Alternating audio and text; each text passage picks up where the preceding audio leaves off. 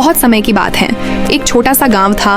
उसी गांव के बीचों बीच एक पुराना सा मिट्टी का मकान था, जिसमें रहते थे सबके प्यारे रमेश काका। रमेश काका की सबसे खास पहचान यह थी कि वे रोज होटल या ढाबा नहीं चलाते थे, बल्कि सिर्फ रविवार के दिन ही 100 किलो मटन पकाते थे। साथ में गर्मा-गर्म चावल और कुरकुरा पापड़ भी परोसा जाता था। गांव में और भी कई होटल थे, लेकिन रविवार के दिन सारे होटल सुनसान हो जाते और रमेश काका के आंगन में मानो मेला सा लग जाता। उस रविवार को भी रमेश काका तड़के उठ गए और बाजार की ओर निकल पड़े। और बाजार पहुंचकर कसाई की दुकान पर पहुंचे। तभी बाजार के अहमद कसाई ने हंसते हुए कहा, काका, आज फिर 100 किलो मटन ले जा रहे हो। लगता है पूरे गांव का पेट तुम्हें ही भरना है। रमेश काका ने मुस्कुराते हुए कहा, अरे भैया, रविवार का दिन है और रविवार मतलब रमेश काका का मटन। आज सबका पेट भी भरेगा और मन भी। वे भारी भरकम मटन उठाकर धीरे धीरे घर पहुंचे। दरवाजे पर उनकी पत्नी रमा खड़ी थी। तभी रमा रमेश काका से कहती हैं, सुनते हो, इतना सारा मटन अकेले ढोते हो, थकान नहीं होती क्या? क्यों ना हम गांव में ही एक होटल खोल लें। रोज यही काम होगा तो थोड़ा आसान हो जाएगा। होटल? अरे भाग्यवान, ये कैसी बात कर रही हो? अगर होटल खोलेंगे तो रोज बनाना पड़ेगा। रोज बनाएंगे तो लोगों को वही स्वाद कहाँ मिलेगा? अभी तो लोग हफ्ते भर इंतजार करते हैं, तभी उनका प्यार और स्वाद दोनों बरकरार रहता है। पर मुझे तो लगता है कि तुम्हारे हाथ का स्वाद कभी कम ही नहीं होगा। लोग हर दिन भी खाएंगे तो उबेंगे नहीं। बस यही राज तो मैं किसी को नहीं बता सकता। यह स्वाद रविवार का ही है और रविवार का ही रहेगा। रमेश काका ने बड़ा सा लोहे का बर्तन रखा और नीचे लकड़ी का चूल्हा जला दिया। सबसे पहले उन्होंने खड़े मसाले, दालचीनी, लौंग, काली मिर्च, जीरा को सिलबट्टे पर पीसकर ताज़ा मसाला तैयार किया। फिर उसमें अपना गुप्त मसाला डाला, जिसकी खुशबू पूरे आंगन में फैल गई। करीब 2 घंटे तक मटन धीमी आंच पर पकता रहा। उधर दूसरी ओर बड़े भगोने में चावल उबल रहे थे और रमा कड़क पापड़ तल रही थी। तभी रमा हंसते हुए कहती हैं, अरे, ये खुशबू तो मोहल्ले के कोने कोने तक पहुंच गई है। देखना, 12 बजते ही लोगों की भीड़ लग जाएगी। लोगों के चेहरे पर जो चमक होती है ना, वही मेरे लिए सबसे बड़ी कमाई है। जैसे ही घड़ी ने 12 बजाए, लोग आने लगे। कोई पूरा परिवार आ गया तो कोई अकेला ही भागा भागा आया। काका जल्दी दो, भूख लगी है। रमेश काका बड़े प्यार से प्लेटें सजाते। गर्मा गर्म चावल, मसालेदार नली वाला मटन और साथ में पापड़। पहला निवाला खाते ही सब बोल उठे, वाह काका, ये तो कमाल है। आप रोज क्यों नहीं बनाते?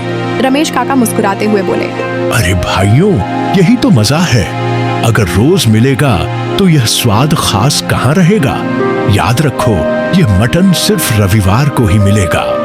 आपका राज चाहे जो हो काका, पर आपका मटन तो लाजवाब है। हम तो पूरे हफ्ते इंतजार करते हैं बस रविवार के लिए। धीरे धीरे भीड़ इतनी बढ़ी कि दोपहर होते होते सारा मटन खत्म हो गया। कई लोग मायूस होकर बोले, काका, जरा ग्रेवी ही दे दो, वही बहुत है। माफ करना भाइयों, अब तो ग्रेवी भी नहीं बची।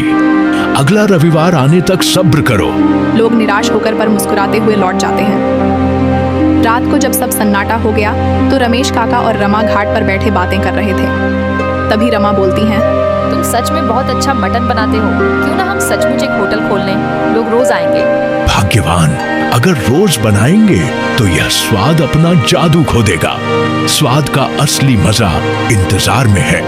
शायद तुम सही कहते हो, पर मुझे पूरा यकीन है कि तुम्हारे हाथ का स्वाद कभी भी लोगों के दिल से नहीं निकलेगा। इतना कहकर दोनों ने रात की शांति में मुस्कुराते हुए नींद की ओर कदम बढ़ाए। अगले दिन सुबह रमेश काका गांव की गलियों में टहलते हुए निकल पड़े। चलते चलते वे चौक पर बने पीपल के पेड़ के नीचे जाकर बैठ गए। लोग आते जाते काका को प्रणाम करते और काका मुस्कान के साथ सबको आशीर्वाद देते रहते। इतने में एक नौजवान उनके पास आया और बोला, काका, आप यहाँ अकेले बैठे हो, अगर समय हो तो मेरे साथ चलो। मेरा एक छोटा सा ठेला है जहाँ मैं चिकन करी बनाता हूँ। चाहता हूँ कि आप मेरे चिकन का स्वाद लेकर बताओ उसमें क्या कमी है। अरे भैया, ये तो और भी अच्छा है। यहाँ यूं ही बैठने से तो अच्छा है तुम्हारा चिकन छक लिया जाए। चलो दिखाओ अपना हुनर। दोनों उसके ठेले पर पहुंचे। लड़के ने जल्दी जल्दी गर्मा गर्म चिकन करी और चावल की प्लेट सजाई और काका के हाथों में दे दिया। काका ने पहला निवाला लिया, कुछ देर चबाया और फिर बोले, देख बेटा, तुम्हारा चिकन ठीक है पर इसमें जान नहीं है। लड़का हैरानी से बोलता है। जान नहीं है काका, मैं तो ताज़ा मसाले डालता हूँ। बात मसालों की नहीं है, तुम चिकन को मैरिनेट करते हो क्या? नहीं काका, मैं तो सीधे पका देता हूँ। यही तो कमी है। अगर चिकन में स्वाद लाना है तो पहले उसे 30 मिनट नींबू, अदरक, लहसुन का पेस्ट और थोड़ा गरम मसाला लगाकर मैरिनेट करो। जब वो मसाले में घुल मिल जाएगा तभी असली स्वाद आएगा। फिर पकाना, देखना, लोग बार बार मांगेंगे। धन्यवाद काका, कल से मैं जरूर ऐसा ही करूँगा। रमेश काका हंसते हुए वहां से आगे बढ़ गए। थोड़ी दूर जाकर वे अपने पुराने मित्र रामू के घर पहुंचे। रमेश काका मजाक में कहते हैं, अरे भाई, तुम तो दिन ब दिन बूढ़े होते जा रहे हो। जिस पर रामू हंसते हुए कहता है, हाँ यार, बूढ़ा तो हो ही रहा हूँ, लेकिन तू बताओ, तू इतना जवान कैसे दिखता है? कहीं कोई राज तो नहीं छुपा रखा? जिसे सुनकर रमेश काका हंसते हुए कहते हैं, राज है तो सही, पर बता दूं तो तू भी जवान हो जाएगा। फिर गांव वाले हम दोनों को देख हैरान रह जाएंगे। दोनों जोर जोर से हंसने लगे। देख भाई, कभी रविवार को घर आ जाया कर, तुझे अपना बेहतरीन मटन खिलाऊंगा। हाँ यार, मैंने भी बहुत तारीफ सुनी है तुम्हारे मटन की, एक दिन जरूर आऊंगा। थोड़ी देर बातें करके रमेश काका विदा लेकर अपने घर लौट गए। अगला रविवार आया। रमेश काका फिर सुबह सुबह उठे, ताज़ा मटन लेकर आए और बड़े हांडी में लकड़ी के चूल्हे पर पकाना शुरू कर दिया। धीरे धीरे गरम मसालों और गुप्त मसाले की खुशबू पूरे गांव में फैल गई।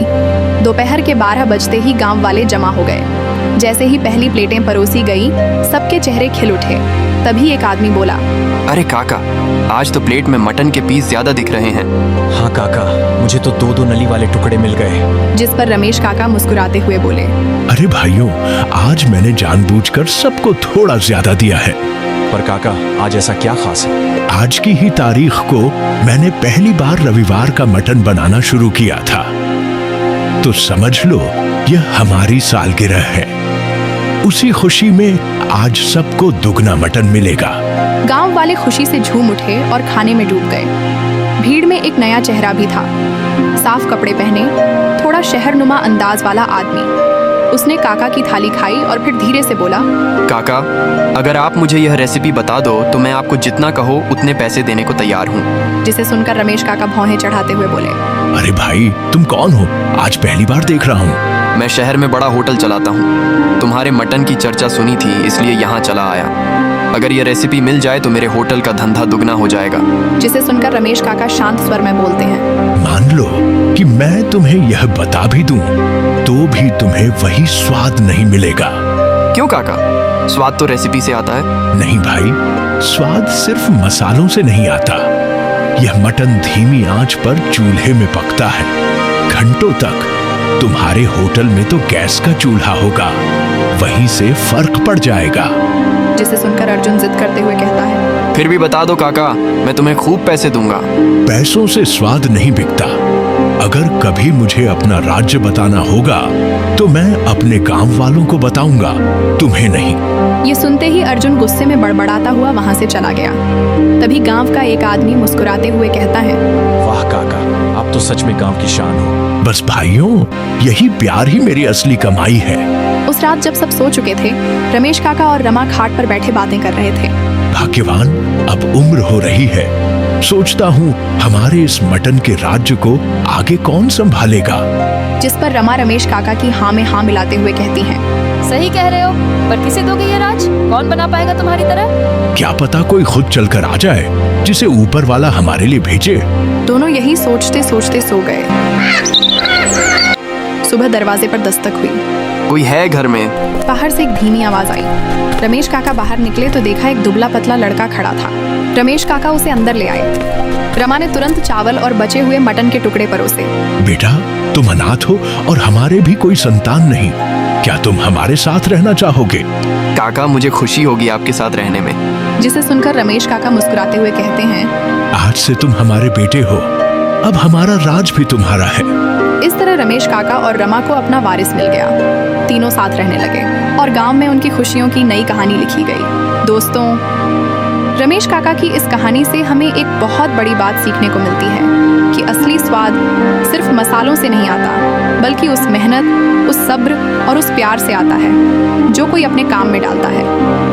काका ने हमें सिखाया कि हर चीज़ का मज़ा तब है जब हम उसका इंतज़ार करना जानते हैं। अगर हर दिन रविवार बन जाए तो रविवार का मटन भी खास नहीं रहेगा। और सबसे बड़ी बात, पैसों से हर चीज़ नहीं खरीदी जा सकती।